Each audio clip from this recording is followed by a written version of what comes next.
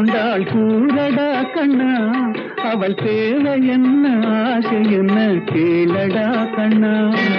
நினைப்பதெல்லாம் வெளியில் சொல்ல முடியுமா கண்ணா, அதை நீ பிறந்த பின்பு கோர இயலுமா கண்ணா.